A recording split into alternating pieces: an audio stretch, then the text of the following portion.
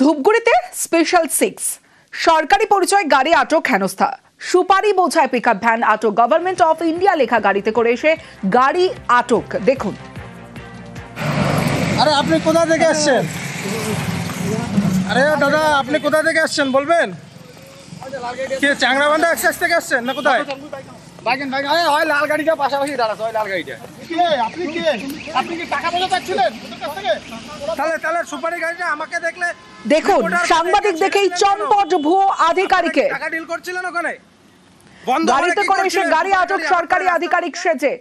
ঠিক কি হয়েছিল জানবো বিস্তারিত। রকি রয়েছে আমার সঙ্গে। রকি, তোমাকে দেখো, গভর্নমেন্ট অফ ইন্ডিয়া লেখা সাদা গাড়িতে করে সাদা পোশাকে প্রায় 6 জন আধিকারিক এসেছিলেন ধূপগুড়ি স্টেশন মোড় সংলগ্ন এলাকায়, এবং সেখানে একটি পিকআপ ভ্যান আটক করে, যার মধ্যে সুপারি ভর্তি ছিল। এবং স্থানীয় বাসিন্দারা লক্ষ্য করে যে গভর্নমেন্ট অফ ইন্ডিয়া লেখা গাড়ি থেকে আধিকারিকরা নেমে সেই গাড়ির চালককে নিয়ে একটি গোডাউনের মধ্যে ঢুকে পড়ে।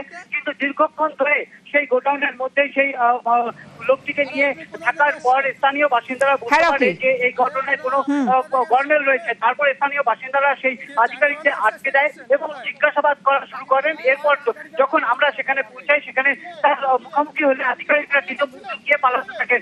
এরপর স্থানীয় বাসিন্দারা যেটা অভিযোগ করেছে যে ভুয়ো আধিকারিক সেজে এসে বন্দি পেতে সেই টাকা আদায় করার চেষ্টা করছিলেন বলে। যেমন ঠিক স্থানীয় বাসিন্দারা কি বলছেন শুনবো।